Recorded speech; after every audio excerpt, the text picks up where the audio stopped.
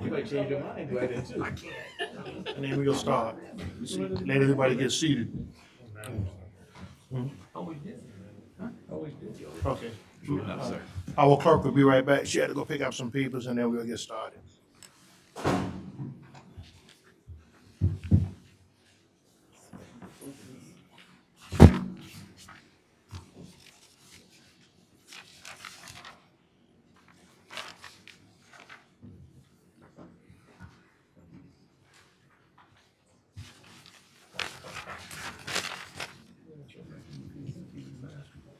Oh, I'm the only one left, so I guess. Oh, okay. You all right, sir?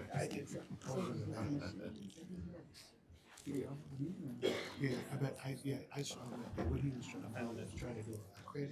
Remember when we voted against the I sat down, I was like, oh, I recognize that. Yes, and they didn't put the easement. That's why we voted against it. And that's why I couldn't ever find him until I looked He's under. gonna try to get them to go back and do the easement.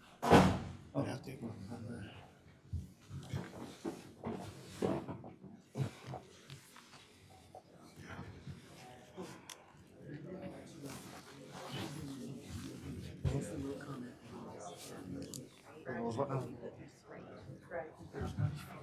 Which people, sir? I had studied this.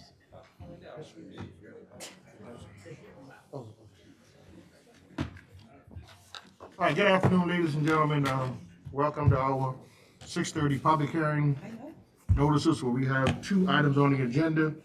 Item 1, Madam Clerk. Notice is hereby given that Charleston County Council will hold a public hearing on the proposed issue of not exceeding $8 million of general obligation bonds by the Charleston County Park and Recreation District. Did anybody sign up to speak? No, sir. Okay, nobody signed up to speak? No, sir. Oh, you got, Oh, Mr. Brown. okay, go ahead. Yes, sir, come on up. Yeah. Things are getting back to normal.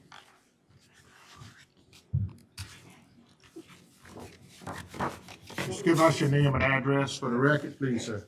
G. Bryant, 2123 Cortland Avenue, Charleston, South Carolina, 29403. For the record, for the new council members, I served on the Board of Zoning Appeals for close to 10 years.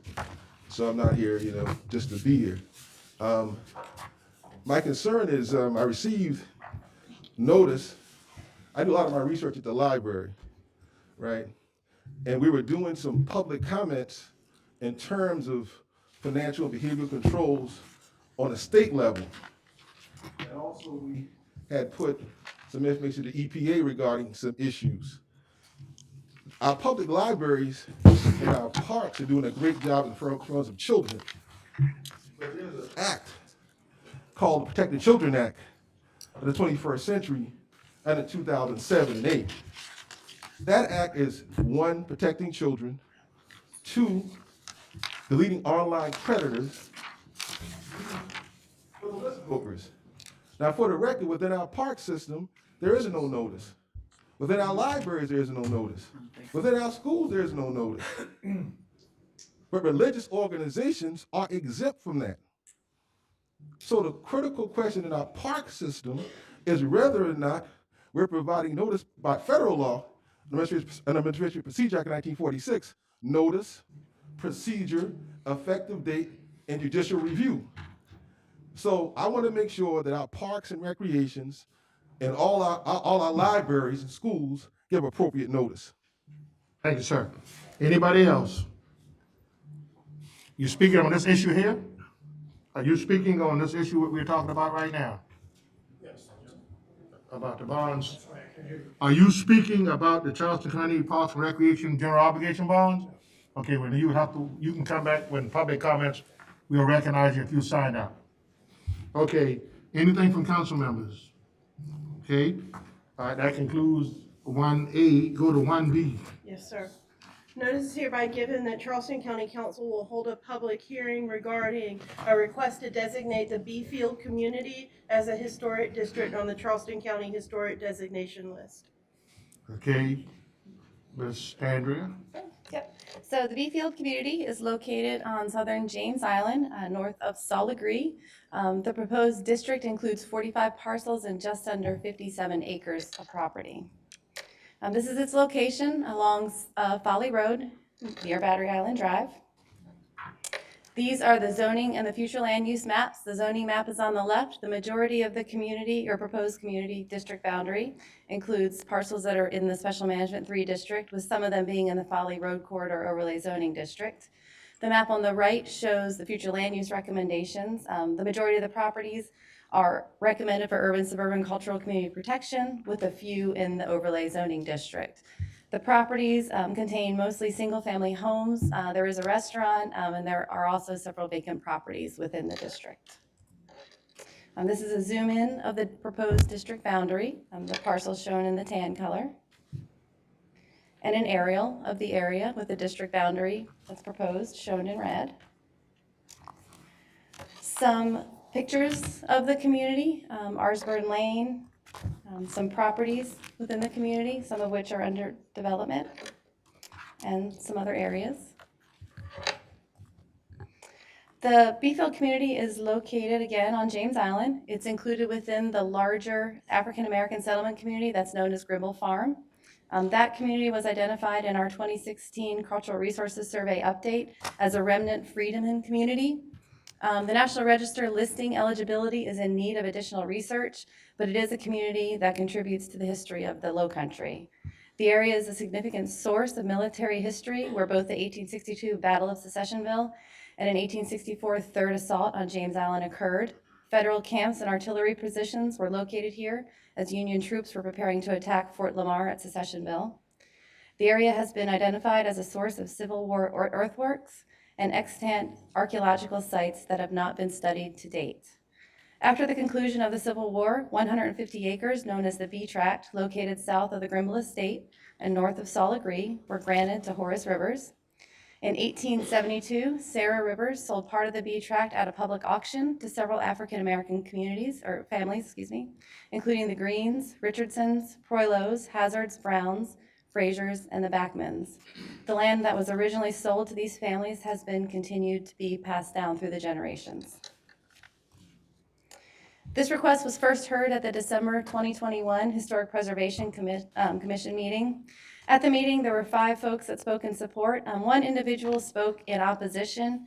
He was an heir of the James Proilo estate. There are some properties in this area where the cursor is that are involved in a property conflict. And he was requesting that those parcels be removed. So the commission voted at that time to defer the case to the March meeting to allow the applicant to do some more research, to look at historic plats that demonstrate and support the application, especially in reference to those conflict parcels, and then also to provide more research about the settlement and development and division of the property over time. So the applicant did that and came back to the March meeting. At the time, he provided 2 options. The first option is shown here on the left, and that is the original boundary that was proposed at the December meeting. And then he proposed option 2, shown on the right, which removes those properties that are in conflict, and they're shown here in yellow. At the meeting, everyone who spoke was in support, even the representative of the person who had been in opposition at the previous meeting, because those properties had been removed from the proposed boundary. So both staff and the Historic Preservation Commission recommend approval of the option number 2, which is shown here, this boundary. And in addition, once the property and ownership boundaries have been settled, those disputes, the commission and staff support the inclusion of the conflict parcels if requested by the owner on a new application to amend the historic district boundary in the future. All notifications were completed as required. And we have had some public input both for the 2 Historic Preservation Commission meetings and tonight's public hearing. The only outstanding comments we have are we received letters for the owners and potential buyers for these 2 properties shown here who have requested not to be included in the district.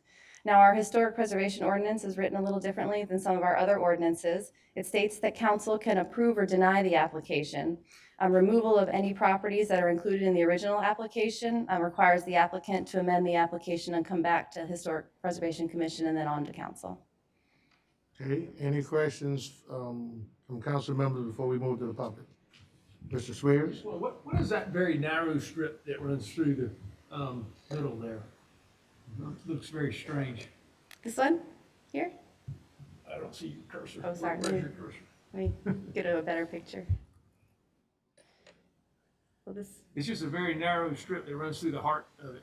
Okay, yeah, that's a property that's in the city of Charleston. How wide is it? I mean, it looks like a right of way or something maybe? Or- I don't know that it's a right of way, but there are some long skinny parcels, like on Solid Green, there are some very, very skinny, long parcels. So it's a property, but I believe it's in the city of Charleston. I thought maybe it was the bikeway or something, but. Oh, no, Yeah, okay. no, it's a property, it looks like it's mostly wooded. Yeah. Any other council member? Ms. Johnson? Question, you mentioned that there were some properties, could you go to the slide just before where you had the four, yes, that one right there. These, with the yellow blocks around it, they are not going to be included in the district? So these have been excluded already. The applicant, that option number 2 that was recommended by the commission excluded these properties shown here. This property here and this property here are included in the applicant's application as part of the historic district. Are they all with the same zoning? The one by Folly Road is in the Folly Road Corridor Overlay District, and this one over here by Hazard Lane, that's in the Special Management 3 zoning district. Andrea, we can't Okay. see your cursor. Oh, I'm when sorry. it's, when it's showing, I so. wonder why, yeah. Okay, I wonder if I can, yeah, can. Let's see. Yeah, I don't have a pointer. So if you're looking at, do you see where Folly Road is? So the one up on the left, the small one, that one is in the Folly Road Overlay District. And the one that's kind of down by itself, the smaller one, over by Arsburn Lane, that one is in the Special Management 3 district. And the bigger one is what? The bigger one is the one that has already been excluded, so that is not an issue anymore. That's actually the 4 parcels that were in conflict, that the applicant's option number 2 excluded. But I did want to know the zoning. That one is also Special Management 3, Okay, are those, yeah. all right, thank you. Anybody else? Okay, did anybody sign up to speak on this matter? Yes, sir. Okay. Anthony Bryant.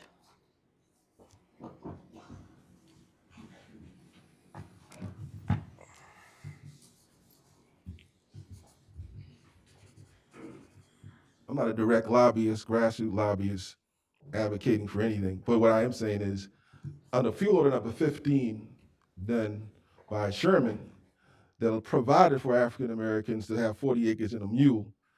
And then in 1895, the state of South Carolina changed the Constitution in 1868, which provides, in my opinion, this designation to be statewide.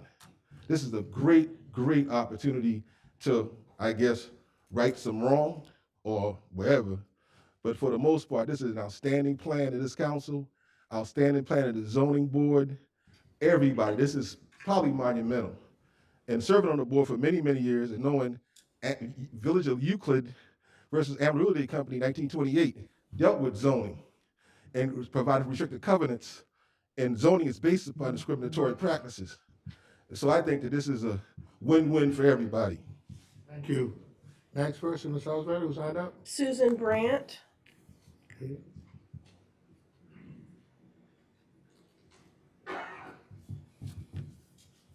Can you give us your name and your address, ma'am? Susan Brandt, 1592 Thomas Barksdale Way, Mount Pleasant. Thank you. I'm here because a few weeks ago, we actually purchased or put a contract on one of the lots in question in the application to purchase that lot. And we had no idea what was happening. It's Lot 7, Folly Road. It's, right now, there's no address designation. It's just 0 Folly Road. And I sent to Nikki, Grimble. yes, Grimble, a letter and some attachments to you all. You may have them to refer to, I don't know, but it has a timeline on it. Actually, the lot was owned by Mrs. Elizabeth Tiedemann since 1993, and she passed away in December. her daughter, who is here tonight, resides out of state. She was named trustee, and she, because of the time of, December and other things coming into, she had a grandchild born and everything else, she didn't realize what was happening, and the mail was finally forwarded to her in Florida, and we found out on Thursday that this lot is included in the application to make the Beefield community of James Island a historic district. When we wrote the contract on March 18th, we had done a little bit of investigating and we found out that it was under the neighborhood preservation area, and we filed a letter of intent, and we have an appointment set up for April 14th with staff to review our letter of intent at the pre-application meeting, and we would hope to close on the property at the end of April, early May, after we've completed our due diligence. But when we found out about this, we're not really sure how this is going to impact, what we were thinking of doing with the property. So that's why we're requesting that the property be omitted from this plan. Can I ask you a question? What were y'all planning and doing with the property? Building a home there? No, a small studio for physical therapy and personal training, about approximately 4 people in the building at one time during the day, from about 7 in the morning until 6 or 7 at night. And the neighbors, are they in favor of this or not in favor of this? We just started this. We don't know the neighbors. It's a very dense lot. You can hardly walk it. There's a path in the middle of it leading from one house to the other, but we haven't talked to them yet about But anything. it is in the middle of a neighborhood. It is on Folly Road, facing Folly Road, but it's between 2 homes. Okay. And according to, there's a table that goes with the Neighborhood Preservation Act, and this particular kind of structure would fall under that category that would be allowed. And last question, so is this heirs property or she is the sole owner, the lady who's the trustee? Is this heirs property or she's the sole? The trustee who is here tonight, she actually,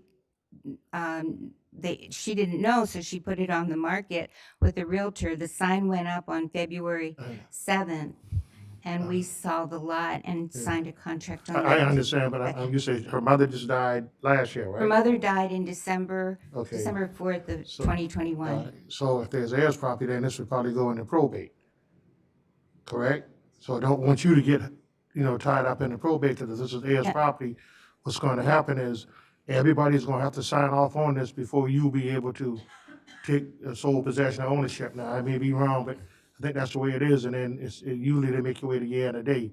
So I just want to give you some advice. You might want to check with your legal first before you, go down that road, and then your money's tied up. Okay? Okay, thank you. Yes, ma'am. Thank you very much. Okay. I add to that, I am the daughter of my mother that just Yes, passed ma'am. away. And her Come to the mic, please.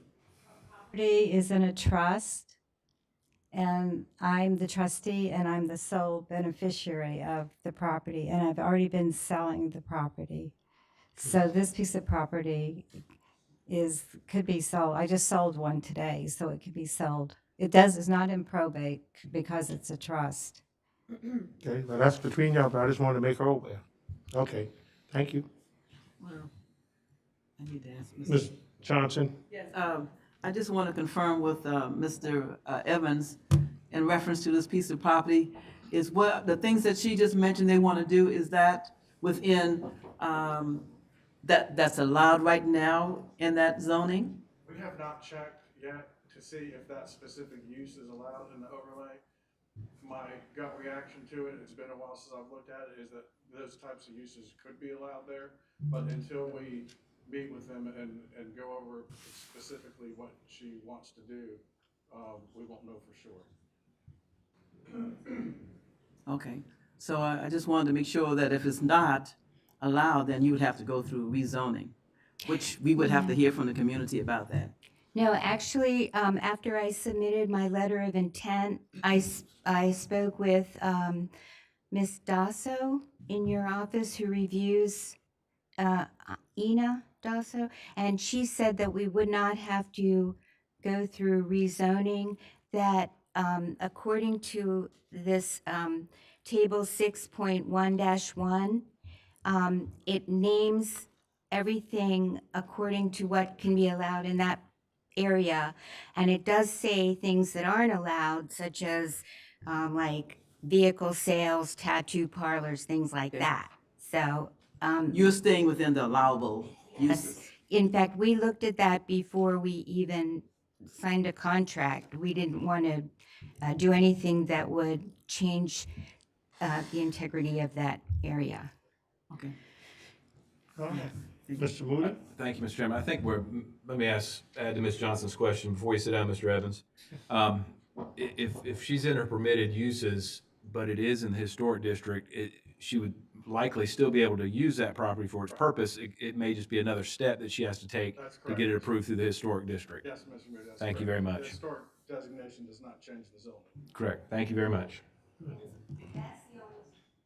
That's the only concern I have, because I don't know, I've looked and looked online and I haven't been able to find what those designations are. And if somebody could just refer it to me, then I could take a look.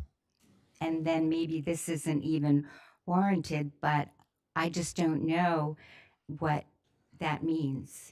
Okay, if you would give your name. That man that just. That gentleman right there, Mr. Evans, either Ms. Andrea, they will get that information for you. Okay, thank you, ma'am. Thank you. Who, anybody else? George Richardson.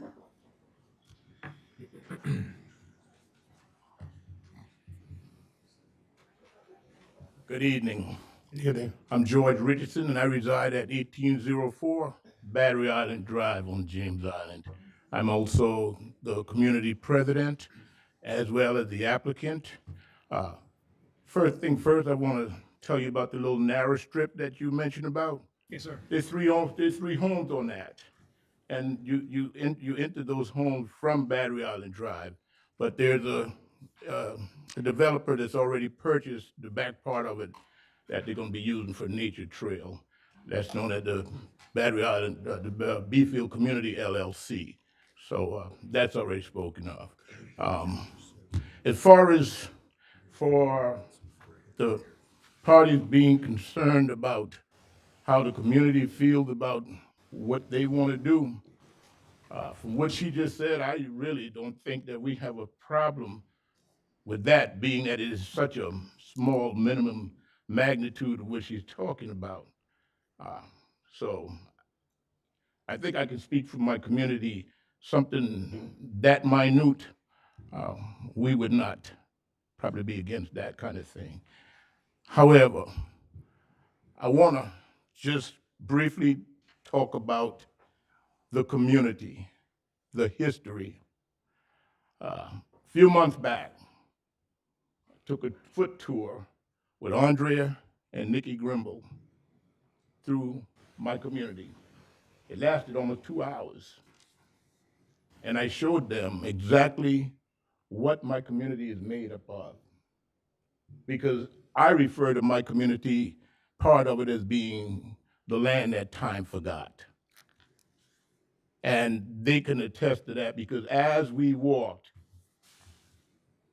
you get that feeling like you've just left modern civilization and now entered into back in the time zone. You went back into the Civil War period.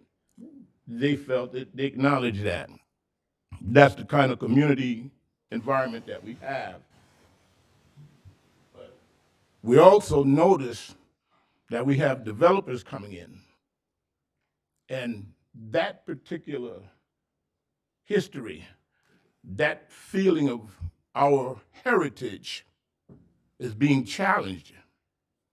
We have Osborne Road LLC trying to come in. They want to knock down, build up, change the dynamic. We've already got the Beefield Community LLC. They're coming in. They're bringing 2 bed and breakfasts in, 16 single family units. You know, they dress it up with a little bit of stuff like, well, we're gonna put a nature trail in there and a swimming pool. But the history is being damaged. That feeling that these women felt that day will be lost. Our history will be greatly diminished. So it's not just about, 1 or 2 little yellow blocks up there. We're talking about people's lives. We're rich in history. We're rich in history. What you read, what you heard being read, going back to the owners and who sold what, that was researched by me because I wanted to bring that to the forefront to let you know that we know where our community arrived from. But we're unsure right now of the direction in which it's going. So then when I learned about the Phillip community, the light went off in my head and said, that's just what we need to do to preserve our existence. And so that's what brought me on to pursue the historical district. And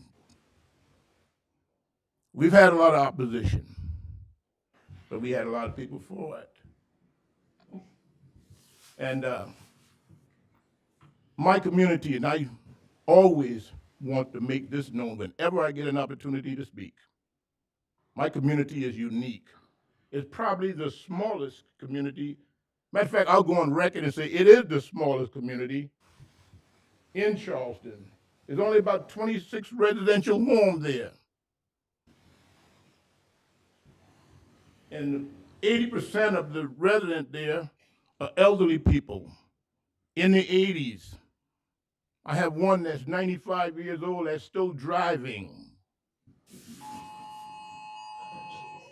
I'm gonna give you a minute to wrap it up for me. So I have with me tonight some of my community members, and I'm gonna ask them to stand. We are the younger ones because all of the others are too old to come out. So we need to show our support and what we would like to see done in our community for the future of preserving our community. So with that, I thank you all for the time and for listening, and I hope that it does have some bearing on the decision-making somewhere down the road. Thank you, sir. That's it? No, sir. Justin Schwebler. Justin Schwebler with Historic Charleston Foundation. I've been working with Mr. Richardson for the last several months, particularly in preparation for the Historic Preservation Commission meeting, mostly just helping him to establish a solid district boundary for this application. We ask you to recognize the precedents set forth in the Phillips community, especially including boundaries in which some residents did not want to be included in the district. All of the boundaries of the parcels included in the district that was approved by the HBC Commission are tied to that original plat that created the Beefield community and tied to the B tract. So that is listed in the legal description of the parcels themselves, and we just ask that you keep that in mind as we move forward, that it's important to maintain these districts as intended through their original parcels. Thank you. Thank you, sir. Okay, That's everyone. all right, that concludes our, You didn't give us our last minute. you got something? This is in my district, and I just want to thank Mr. Richardson and all of the residents that came out here today, and certainly our planning staff for working with the community to bring this to the forefront.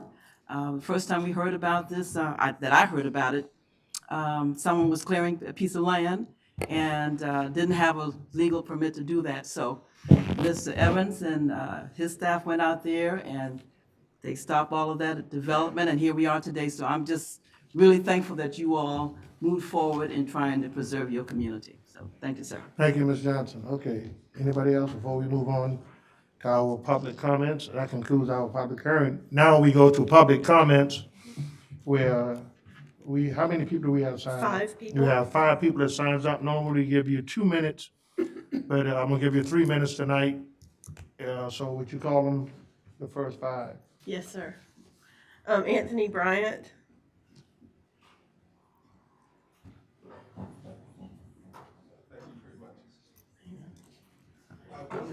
Coming back tonight, but I have to come back. Eric Watson is now over public safety, and I think we got a good man there, a great man there actually, and we got to really look at the solicitor's office and other folk who need to be doing public hearings. There's a lot of grants that are out here that I see come past this body, and there's no public hearing to them. And now, after that takes place, you have to outlay $10 million because you don't know the criteria and methods used by the people you have financial behavior controls over. And so if we don't ask the serious questions of these folks, we be putting out $20, $30 million. For the record, I have no children. I'm not married. And so my deeper concern for our young people is consequences. They have to understand the consequences of their behavior. They have to know federal law, state law, consequences for their behavior. And I hope that these documents that Mr. Watson is going to get can get to Scarlett Wilson's office, because I firmly believe that she has an obligation to be here a little more to deal with the issues of race in this county. She has a fiduciary responsibility to her conscience to do what's right for our community. Under the Fourth Circuit Court of Appeals, I filed an assortment of complaints. 130 federal judges in this country did not file their trades on the stock market. You don't know if they invested in Johnson & Johnson, Pfizer, whoever, but a poor person come before them with no power, no money, could be thrown in jail without any defense in this country right now. That's what I was working on for the past 3 years, right? That's what I was working on, the elevation of the black man and woman in America being unapologetically black. I make no apology for being black. I don't want to be a U.S. senator, a congressman, or nothing to forfeit my blackness. So here, Brother Watson, wish you all the best in your efforts, but these documents support my concerns. Thank you, sir. You heard that there, Mr. Watson. Thank you. Next person. Bill Thompson.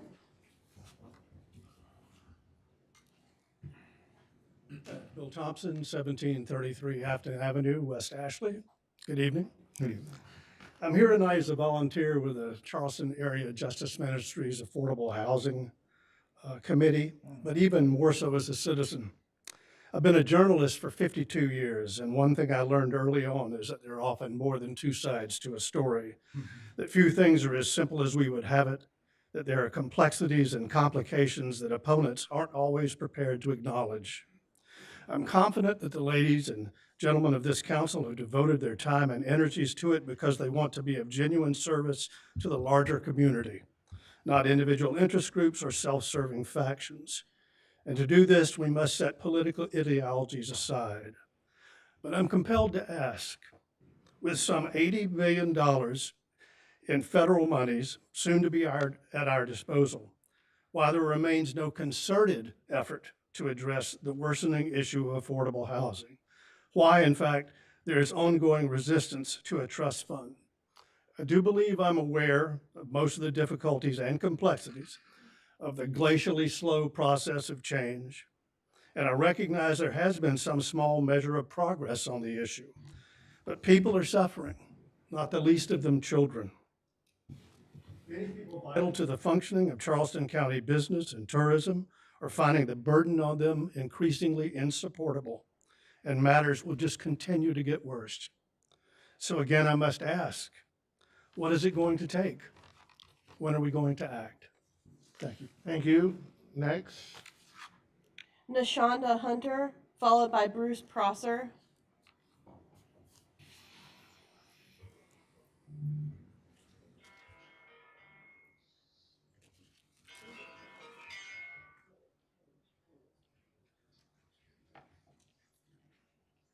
Good evening, everyone. Good evening. I'm Nashonda Hunter, 72 Cedarhurst Avenue, Charleston, South Carolina. I'm the Executive Director of the Charity Foundation and a member of Charity Baptist Church. Last night, around 1,500 of us gathered together at District 4 Stadium for our 10th annual Nehemiah Action. It was the first time we've gathered for our in-person annual event since 2019. It was a beautiful sight looking at those bleachers filling up with community members concerned with housing, healthcare, flooding, and education. I'd like to take this moment to thank Council Members Darby, Middleton, and Wehrman for attending and for your continued commitments to establish a housing trust fund. We are also grateful for the attendance of Mr. Darrell Davis and anyone else with our county council or staff we may have missed. We acknowledged to the community last night that this council has indeed done more for affordable housing than any council before, and we are excited about the homes that they are already being planned for those in our community that are struggling to pay their bills because of the high cost of housing. Last night, our theme was to do right. We are hopeful that the 5 votes we need to make this trust fund a reality will hold strong and continue to lead the way. Our hope is that anytime housing is for the most vulnerable in our community is on the agenda, that council members Honeycutt, Moody, Sass, and Schweers vote yes so that the message is clear to our community that all of council believes that every member of our community deserves safe and affordable housing.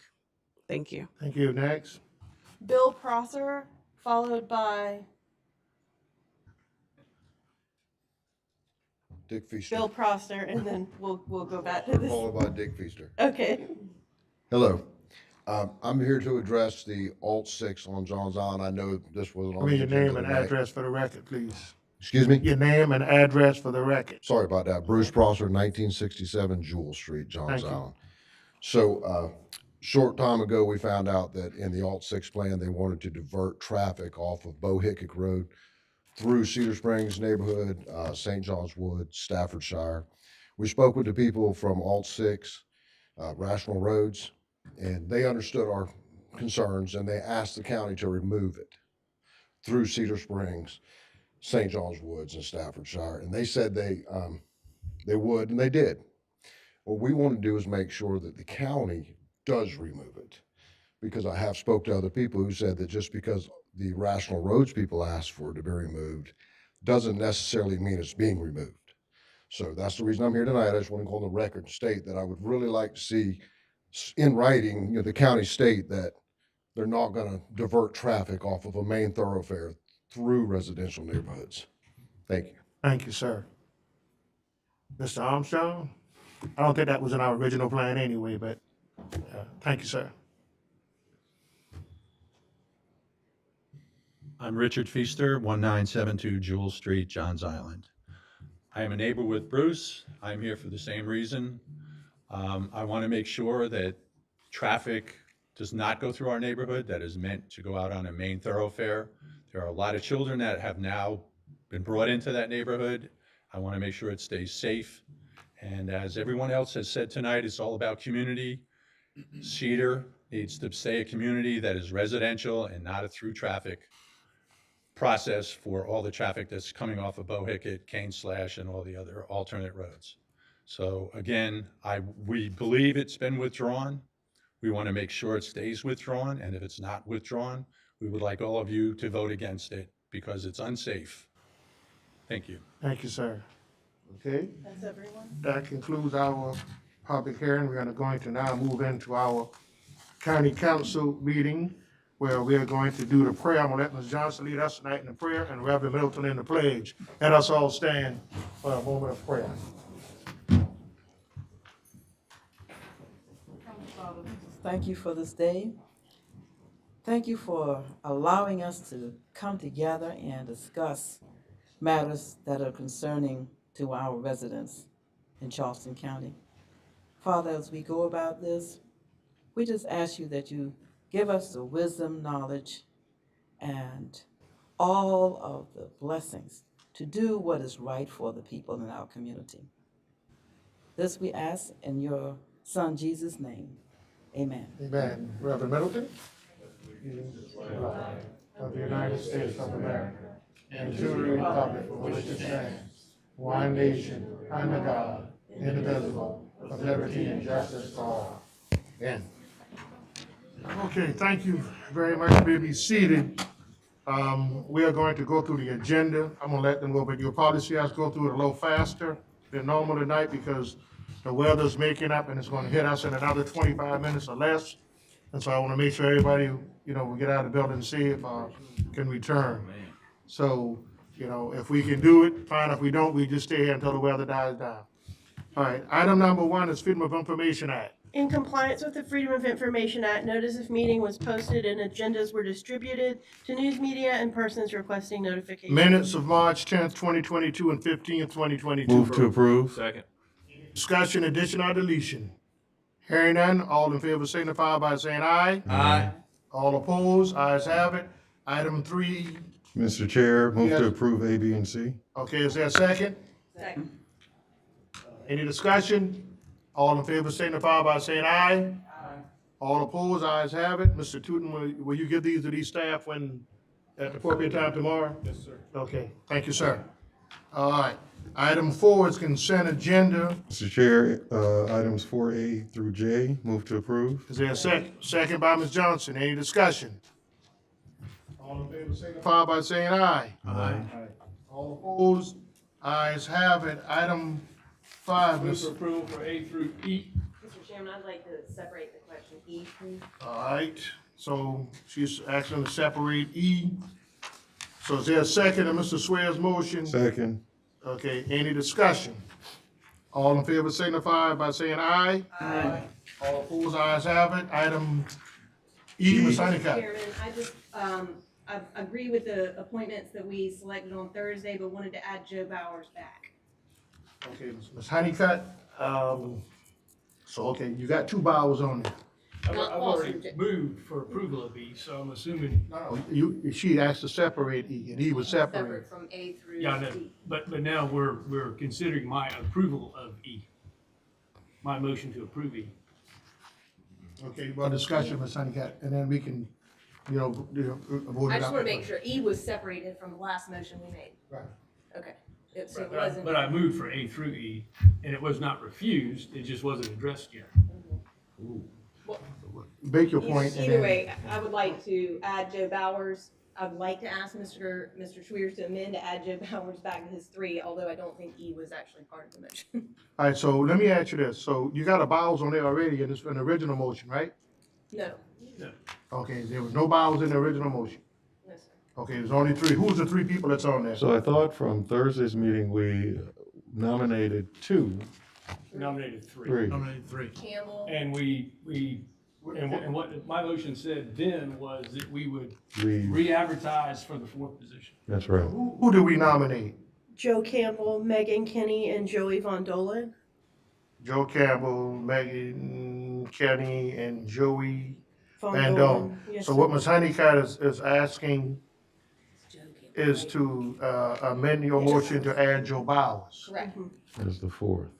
That's a full. And we still need a 5th, so we Yeah. have to put the 5th out. Yeah, well, either choose somebody from this, We can't do nominations from the floor at county council.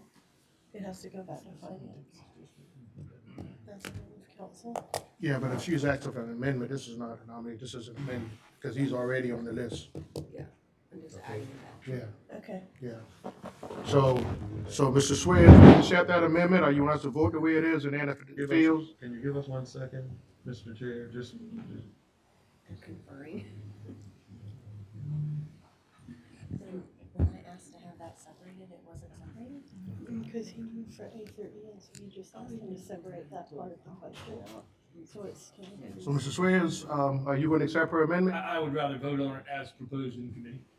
All right, if you want us to vote and call the roll, and then if it fails, then Ms. Honeycutt can make her motion. And the motion is to just go with these 3 and not, go with Mr. Bowers. And Re-advertise. re-advertise at a later date for the 4th position. If there are 5, then re-advertise for 2 more positions, but whatever it is. Ms. Ham? Can we just clarify for the entire council what the motion on the floor is?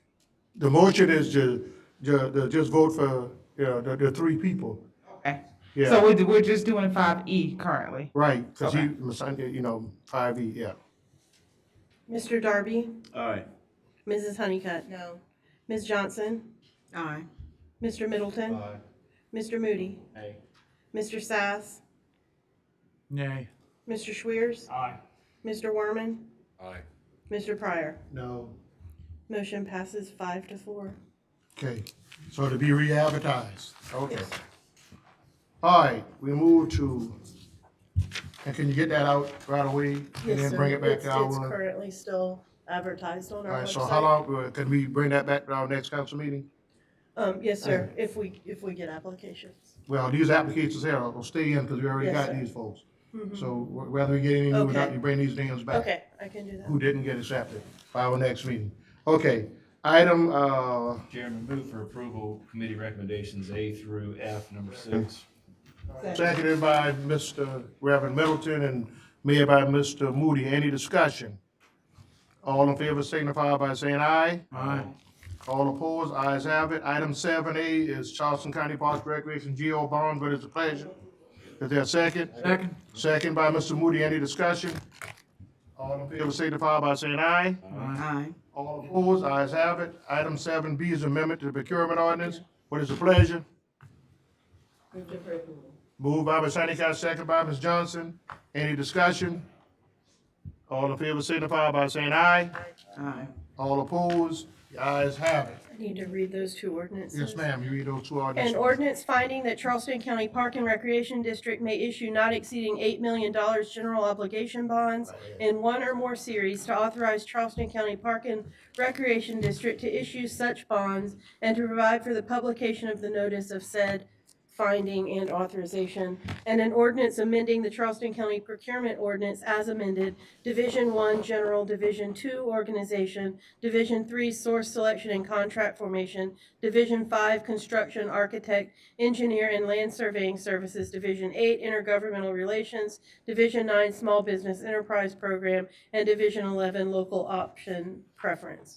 Okay, thank you, and thank you, Mr. Bennett, our PRC Director. You didn't have to come, but you made it anyway. So if you want to leave early, you can leave. All right, you dismiss. All right, so we can now move to council comments. Mr. Werman. Nothing this evening, Chairman, thank you. Mr. Moody. Just congratulations to our Lady Gamecocks, Miss Ham, flags flying in Titletown again. All right. Mr. Sass. Nothing for me, thank you. Ms. Johnson. No, sir. Okay, Ms. Honeycutt. Mr. Darby. Mr. Swears. Reverend Middleton. Ms. Ham. Mr. Tootin. All right, let me get my speech out. I have. Meeting adjourned.